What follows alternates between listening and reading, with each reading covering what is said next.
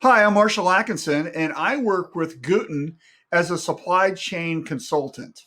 So I've been in the decorated apparel industry since 1993, mostly running shops. So I've worked with contract decorators first as an art director and then as operations guy. I was actually a COO for a very large contract decorator for a number of years. Now I just do consulting. So I'm helping them understand the decorated apparel space better, which is the supply chain part of it. So these are the folks that actually print the shirts. So my role with Gooten is actually to help them facilitate this part of the process better. So my path in the decorated apparel industry has been a very interesting one. So I started off as an art director. This is the person who actually is in charge of the whole creative process for a company. I had a team of 8 artists that worked for me, and we created the designs that we would print and we would sell to our customers. So I understand the industry from that perspective. But I was always the guy that was solving problems. I was very interested in Lean Six Sigma, very interested in doing things more efficiently. I would suggest things. I helped create a number of websites for clients and just kind of a liaison there. So I actually got moved up into vice president of operations. So I was in charge of the entire production part of the process. I left that company and moved to a different company where I was the chief operating officer. So this is the guy who actually just runs everything. So everybody in the company reported to me, and is all about problem solving, efficiency, learning how to get people to work together, quality control, customer service, all the nuts and bolts of actually getting everything done. That's my background, and that's what I bring to the table. There's 2 things that a merchant needs to understand to help the supply chain partner do a better job, move things through the system faster, and overall just make sure everything's running properly. 2 things. The first one is information. So if the information is not correct, the supply chain partner can't do a good job. Typically, if we're having to ask you, stuff is left off, the shipping isn't correct, all that kind of stuff really bogs everything down if we don't know exactly what we're going to do. I've seen orders that are missing shirt color, or they're missing some detail, and that allows the supply chain partner to actually do their job better and faster. So where we get hung up is we have to go back and backtrack and find the answer for that, and that just slows everything down. The other thing, it's all about artwork. So the number 1 thing is about solving problems with information. The number 2 thing is about getting better art. So if your artwork is a little mediocre, it's got some issues or whatever, that's going to show up on the final print. So I would invest lots of time and care in making sure the artwork is the best that it can be. So those are my 2 top tips. So let's talk about efficiency and speed. So there's a very famous theory called the theory of constraints. And this has really helped me unpack some ideas in helping companies accelerate their process, and especially with their workflow. And what this means is that you can only move as fast as the slowest part of your process. So if you take a minute and think about what you do, what is the slowest part of your process? Where is the bottleneck? Where do you get hung up? And how can you change that? Can you simplify it? Can you automate the process? Can you remove a person or add a person or do something differently? Change something in your organization? This is how you're going to solve that and be able to move faster. So let's talk about relationships. So I wish I could tell you that everything in this industry 100% of the time goes smoothly without a problem, but that's simply ridiculous, right? So sometimes there's challenges, and what we need better relationships. And so for you working with Gooten, there are going to be some challenges along the way. There's a problem with a design. There's a problem with a shipping. Something didn't get their package, or the customer got it and it didn't fit right, or whatever. there are challenges that are going to happen, and working together, you guys will be able to solve it. But what you have to understand is that this is a relationship. It's a give and take. It's all based on information. It's all based on people working together to mutually solve problems. And that's what we need. We need a long-term strategy. We need to be thinking about how things are going to happen over a longer period of time and not just on a transactional basis. And I think if you adopted that mindset, everything would work more smoothly for you. So let's unpack the idea of customer satisfaction. So where does that come from and what does that mean? It means ultimately that our customers are super happy with us. Does that mean that everything has to go perfectly all the time? Not necessarily. It means that when there is an issue, somebody took care of it. We solved it for them. We made it right, because chances are things go wrong sometimes. And this could be in small little things. It could be with some major problem. How do we handle that? So with Gooten, they're in the business of making sure that these problems, first off, don't happen. But if they do, we're going to do what needs to happen to resolve that challenge and make the customer happy. And customer satisfaction comes from communication, working through the problem, getting things handled. So at the end process, people ultimately are happy. And I think that's what we need to understand here, is that we have to work the problem in order to make the end customer satisfied. So let's talk about customer experience for a minute. This is a little different than customer service, in that customer experience is what your customers, it's the environment that they're in when they're dealing with you in your store. So let's unpack that for 2 seconds.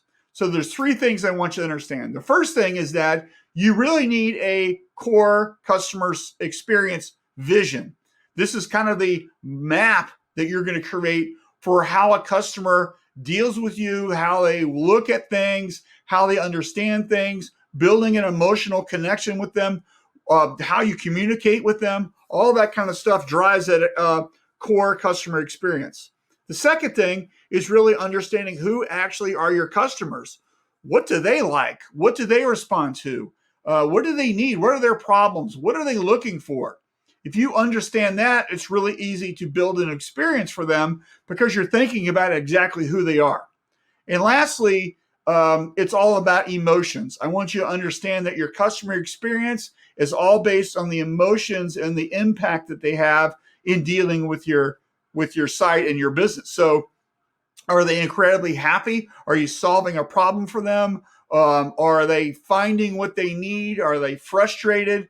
What are they looking for? And if you can deal with that on an emotional level, you are going to win more often than not. So those are my tips on customer experience. So let's say your store isn't operating at its fullest potential and you're concerned, right? Because that could be a really big issue.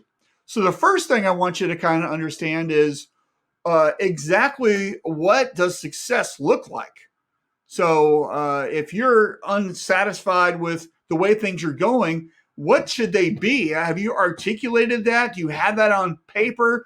And are you actually measuring things? So what are you doing to drive that success? So first off, I want you to plant a flag on top of the mountain and say what success looks like, and then unpack how to get there. The second thing is really to understand is we need to make some changes. So if we know where we're going and we know what our numbers are, then it's really a matter of what can we do to change things. So it could be a different design. It could be a different way of marketing. It could be a different way of doing something. Maybe a different shirt color. It doesn't matter, but you need to be making some changes to be able to have the success that you seek. You can't just stand there. So those are the top 3 tips if you're not happy with what's going on. So what can you do to prepare for the holiday season right now? Well, first off, you should be coming up with some brand new, fresh designs. So we need to market and differentiate ourselves from everybody else. So what are you creating right now that's going to make a big splash? A real fun thing to do is just to do some A/B testing and use your social media to do this. So, for example, you could use on your Instagram account, you could show two shirts, two different designs for holiday. Hey, which one do you like better? And ask your customers to help you decide what you're going to put into your store. This is going to not only drive traffic later when the winning design gets posted, because now you can follow up with everybody, but it also helps you kind of work through the process of shirt color design, those kind of things. So you're using your own customers to help you develop your tools. So that's something that I would be working on right now. So let's talk about the mystic art of inventory management. Okay. So this is all about understanding numbers and looking at things from a spreadsheet statistical viewpoint. So if you've been in business for a while, you have historical data. So if you're planning for holiday, what sold well last year or the previous 2 years or whatever, you know that there's a good chance that something similar probably will sell the same way this year. So what are the trends?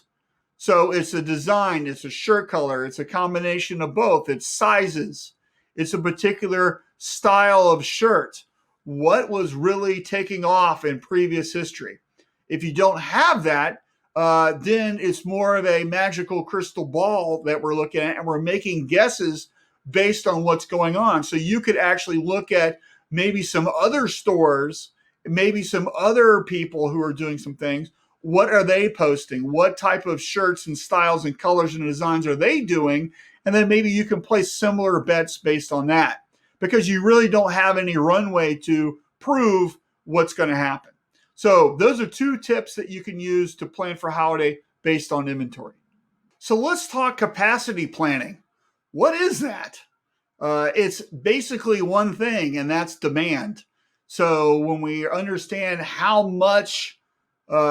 big is that problem, how big is that tidal wave heading toward us, we can understand what we need to do to be able to produce everything in a certain amount of time.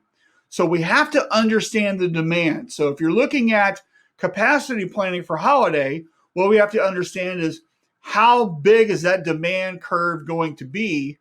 And that's going to help us understand what we need to do to get everything out in time. So it's kind of a weird science and wizardry to kind of understand and forecast what we need to do to handle it.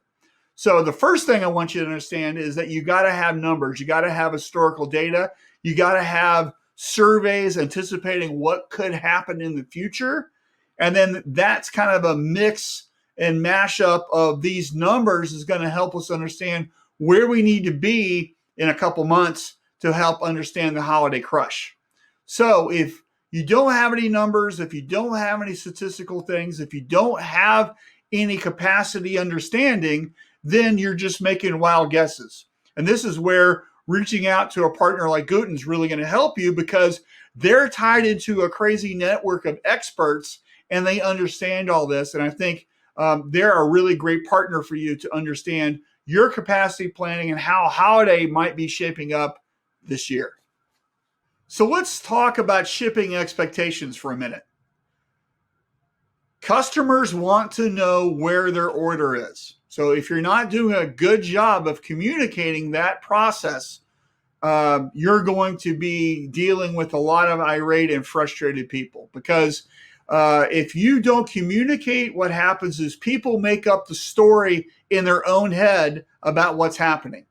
So I would be doing a lot of forward communication, a lot of customer facing communication about what's going on. Hey, we have your order. Hey, we shipped your order. Your order is going to arrive here. Or your order just arrived. Here is the tracking. Here is the photo of it behind the potted plant on the porch, whatever. So what you're doing right here is communicating and alleviating people from their fears and their own stories that they make up in their heads. So shipping is a huge component of this industry, and dealing with a partner like Gooten allows you to resolve that better, because they're taking care of that for you.